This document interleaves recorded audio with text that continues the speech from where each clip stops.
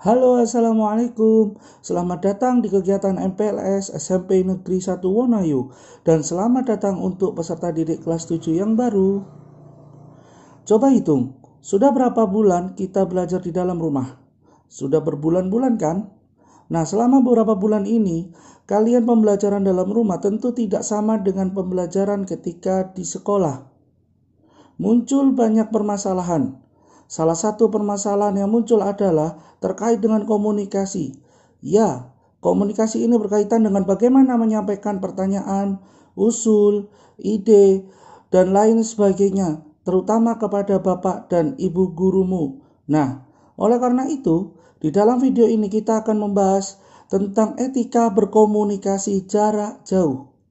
Nah, di dalam video ini apa sih yang kita pelajari? Yang pertama adalah kita akan ajari tentang bagaimana memahami etika dalam komunikasi, terutama berkomunikasi dengan bapak dan ibu gurumu di masa pembelajaran jarak jauh. Yang kedua, kita akan belajar tentang dampak yang muncul ketika kita memiliki etika. Etika berkaitan dengan komunikasi, dan tujuan kita yang ketiga adalah kita akan belajar bagaimana menggunakan bahasa dalam komunikasi jarak jauh dengan orang yang lebih tua, dalam hal ini adalah kepada gurumu. Dan yang terakhir yang kita pelajari adalah bagaimana sih etika komunikasi jarak jauh dengan guru. Bagaimana? Sudah siap? Nah, selama beberapa bulan melakukan pembelajaran jarak jauh, saya sebagai guru menerima berbagai macam jenis chat atau WA dari siswa. Ini beberapa contoh chat dari siswa yang saya temukan. Nah, Pak, memang saya sengaja tidak merespon chat dengan jenis seperti ini. Kira-kira apa kesalahannya ya? Ya, kesalahannya adalah tidak menggunakan salam dengan baik. Saya paham bahwa P atau ping ini maksudnya adalah menyapa atau memberikan salam, tetapi seharusnya P ini hanya bisa dilakukan kepada teman sebaya saja, tidak dilakukan dengan guru. Chat yang kedua. Hai, Assalamualaikum. Pak, saya mau tanya. Saya juga tidak merespon. Kira-kira kenapa ya tidak merespon? Ya, benar. Saya tidak merespon karena pengirim pesan tidak melakukan atau tidak mengirimkan pesan pada intinya. Jadi, bapak ibu gurumu pasti memiliki banyak pekerjaan yang harus diselesaikan, terutama pekerjaan berkaitan dengan pembelajaran. Nah, oleh karena itu, terkadang chat dari siswa itu biasanya banyak sekali. Nah, kalau kamu tidak melakukan atau tidak memberikan pesan secara langsung pada inti pesannya, maka guru biasanya akan mengabaikan chat kamu. Yang ketiga, nah ini lanjutan dari tadi ya. Ketika saya tidak merespon, dia tetap memberikan pertanyaan. Assalamualaikum Pak, aku nggak bisa masuk ke sini. Kirimi kodenya semua mapel. Kira-kira letak kesalahannya ada di mana ya? Ya benar. Tidak menggunakan bahasa yang baku, atau pengirim pesan menggunakan bahasa yang tidak baku. Bahasa yang tidak baku ini adalah bahasa yang digunakan hanya kepada siswa saja, tidak boleh digunakan kepada guru. Nanti kita akan bahasnya mana bahasa yang baku dan mana bahasa yang tidak baku. Oke, pertama kali kita akan memahami tentang etika komunikasi. Apa sih etika itu? Apa sih etika komunikasi itu, dan mengapa seseorang perlu menggunakan etika dalam berkomunikasi, terutama berkaitan dengan komunikasi jarak jauh? Yang pertama adalah manusia adalah makhluk sosial, dan etika ini diperlukan agar tidak terjadi pertengkaran. Mungkin beberapa di antara kalian menganggap bahwa tidak masalah menggunakan bahasa yang biasa-biasa saja, menggunakan bahasa-bahasa yang terlalu sopan, terlalu formal, dan sebagainya. Tetapi perlu diingat bahwa kalian adalah makhluk sosial. Sebagai makhluk sosial, tentu kita harus memahami tentang etika yang ada di sosial. Nah, etika ini apa aja sih? Jadi etika ini berasal dari bahasa Yunani yaitu ethos yang artinya karakter, watak, kesusilaan, atau adat kebiasaan. Dan etika ini berhubungan erat dengan kebenaran atau evaluasi terhadap sesuatu yang telah dilakukan. Nah, bisa dibilang bahwa etika ini tergantung dari suatu daerah ya. Jadi etika antara satu daerah dengan daerah yang lain tentu saja berbeda. Etika masyarakat di Jawa tentu akan berbeda dengan etika masyarakat di Thailand atau Eropa atau Amerika. Nah, itulah yang dinamakan etika. Karena apa? Karena etika ini muncul atau diterapkan oleh sekelompok makhluk sosial atau kelompok masyarakat tertentu. Nah, di masa pandemi ini, aktivitas komunikasi dilakukan dengan menggunakan media-media perantara. Kamu mungkin tidak bisa bertatap muka secara langsung dengan gurumu, sehingga ketika kamu menemui kesulitan, menemukan pertanyaan, menemukan ide, atau gagasan, kamu tidak bisa menyampaikan secara langsung, dan kamu bisa menyampaikan ide tersebut kepada gurumu dengan menggunakan produk media perantara. Apa saja itu? Smartphone, laptop, tablet, dan dengan menggunakan media-media atau aplikasi komunikasi seperti WhatsApp, email, Telegram, Facebook, dan Instagram. Nah, kemudian pertanyaan yang berikutnya, kenapa sih kita perlu memiliki etika? Nah, ada beberapa manfaat secara beretika yang pertama adalah orang itu akan seperti yang saya sebutkan tadi. Etika itu ditetapkan oleh sekelompok masyarakat tertentu sehingga jika seseorang menerapkan atau melakukan perilaku yang beretika, maka dia artinya telah menyesuaikan dengan anggota masyarakat. Jadi, dia bisa diterima di dalam anggota kelompok masyarakat tersebut. Manfaat yang kedua adalah mendapatkan kemudahan dalam setiap usaha. Nah, mendapatkan kemudahan dalam setiap usaha ini maksudnya adalah jika kamu sudah diterima oleh masyarakat, kamu akan disenangi oleh masyarakat. Kamu dianggap mampu untuk menjadi bagian dari masyarakat dan sebagai makhluk sosial. Tentu saja kita nggak bisa hidup sendiri dong. Kita pasti memerlukan bantuan dari orang lain. Nah, kalau kita sudah memiliki etika dan diterima oleh masyarakat, kita akan mendapatkan kemudahan. Karena ayo kita akan dibantu oleh orang lain. Nah, manfaat yang ketiga adalah orang yang memiliki etika bisa meningkatkan kualitas kepribadiannya.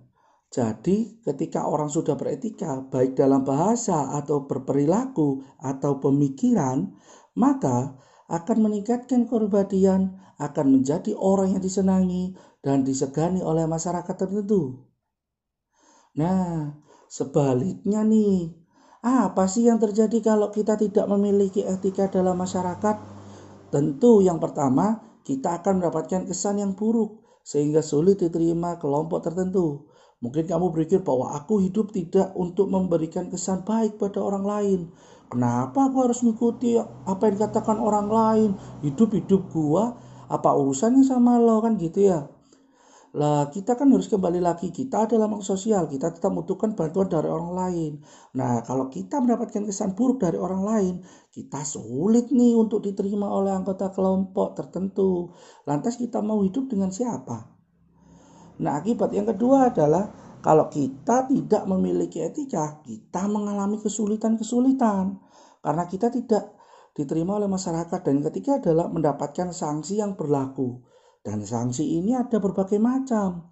Contoh, etos aksi sosial dikucilkan tuh dari orang lain, digunjingkan, dibicarakan.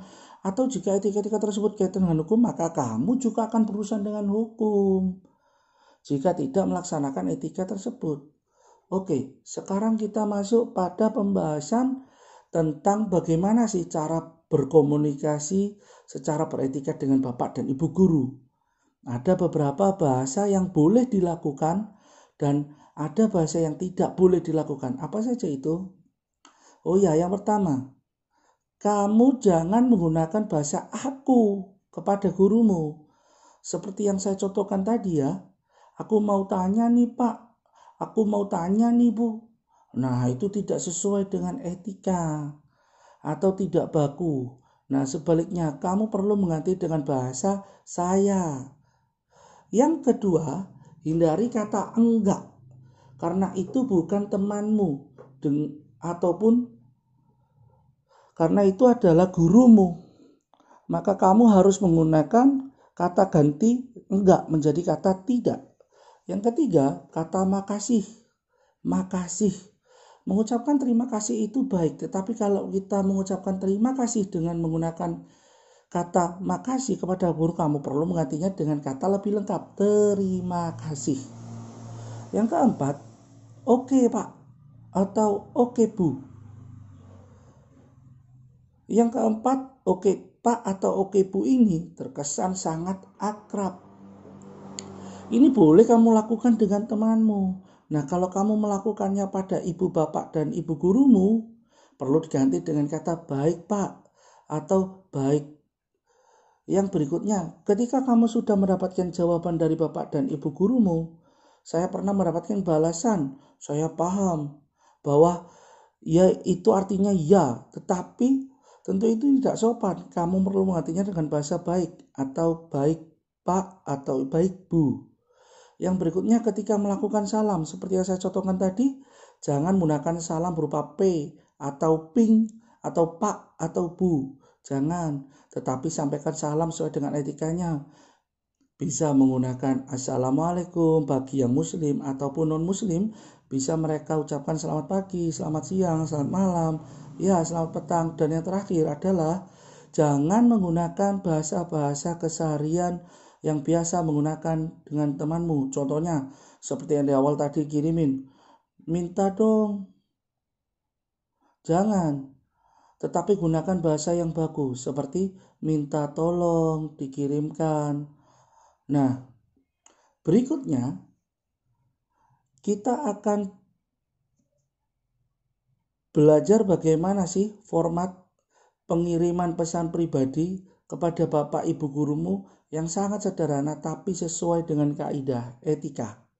Yang pertama, ketika kamu mengirimkan pesan kepada gurumu, awali dengan salam. Bisa berupa Assalamualaikum, selamat pagi, selamat siang, selamat malam, selamat petang. Nah, itu adalah salam yang baik jika digunakan kepada bapak dan ibu gurumu. Nah, setelah salam, apa berikutnya? Sampaikan permohonan maaf karena telah menyita sedikit waktu dari bapak dan ibu gurumu. Nah, seperti yang saya katakan tadi bahwa bapak dan ibu gurumu tentu saja pekerjaannya lebih banyak. Sehingga ketika kamu mengirimkan pesan, kamu menyita sedikit waktu dari bapak dan ibu gurumu. Tidak salah jika kamu minta maaf karena telah mengganggu. Contoh permintaan maaf yang sederhana adalah mohon maaf mengganggu, atau maaf Pak, atau maaf Bu. Berikutnya, sebutkan identitas singkatmu. Nah, di sekolahmu bukan kamu saja kan muridnya, tentu banyak sekali muridnya. Kalau kamu mengajukan pertanyaan atau mengajukan saran, ide, gagasan, atau mengumpulkan tugas kepada bapak dan ibu gurumu tanpa disertai dengan identitas, maka bapak ibu gurumu kebingungan, ini siapa ya? Ini kelas mana ya? Atau ini kelas berapa ya? Nah, kamu perlu menggunakan atau mengungkapkan identitas secara singkat. Nah, contoh identitas secara singkat adalah nama lengkap, nomor absen, dan kelas. Berikutnya, sampaikan maksud dan tujuan secara singkat dan jelas. Ingat, secara singkat dan jelas. Nah, contoh berkaitan dengan tugas bahasa Indonesia nih. Bab paragraf naratif. Bolehkah saya mengumpulkan minggu depan? Saya saat ini sedang menemani ibu yang sedang sakit. Nah, ini bapak ibu gurumu tentu bisa memahami pesan ini secara langsung. Dan yang kelima adalah sampaikan terima kasih karena kamu telah mendapatkan jawaban dari bapak dan ibu gurumu. Terakhir, jangan lupa tutup dengan salam. Contoh, Assalamualaikum atau selamat pagi Bu, selamat siang atau selamat malam. Nah, sekarang saya ingin kamu coba berlatih bagaimana cara mengirim pesan yang baik sesuai dengan etika. Oke, nah permasalahan Ini adalah kamu akan berlatih di buku tulismu atau di kolom komentar di bawah ini ya. Situasinya adalah bayangkan hari ini kamu harus mengikuti pembelajaran pada pukul 8 pagi. Ternyata kamu ketiduran dan kamu baru bangun jam 10. Sehingga akibatnya apa? Akibatnya kamu terlambat kan? Nah, sehingga kamu terlambat untuk mengumpulkan tugas matematika tersebut. Coba, bagaimana sih kamu bisa mengirimkan pesan kepada bapak dan ibu gurumu? Atau pesan apa yang perlu kamu sampaikan? Atau kirimkan kepada bapak dan ibu gurumu berkaitan dengan kasus di atas?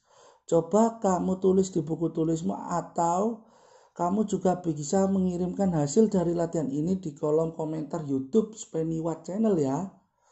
Nah, bagaimana? Sudah jelas kan bagaimana cara mengirimkan pesan atau berkomunikasi secara daring atau secara online dengan bapak dan ibu gurumu? Kalau kamu memiliki pertanyaan berkaitan dengan etika komunikasi ini, kamu bisa menanyakan ini kepada bapak ibu wali kelasmu.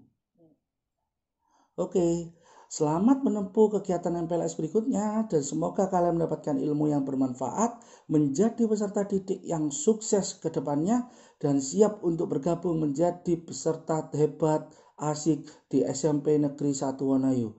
Sekian dari saya, terima kasih. Sampai jumpa di video berikutnya di kegiatan MPLS. Wassalamualaikum warahmatullahi wabarakatuh.